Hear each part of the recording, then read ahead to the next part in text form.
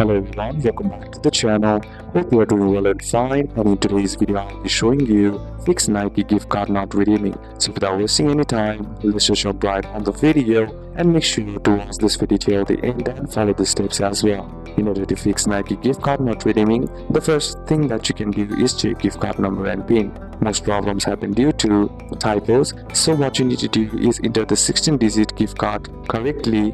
Then enter the PIN, scratch off the back and check email for digital cards, and while entering there should be no spaces or extra characters. The next method is make sure the card has a PIN. Some older physical Nike cards do not have a PIN and which cannot be redeemed online. To do it, you need to head over to the store and redeem it with the cashier. The next method that you can do is check gift card balance. If the balance is zero, it won't redeem, so you can just simply head over to your browser and then on the search bar type in Nike gift card balance, check online, then simply select Nike gift cards.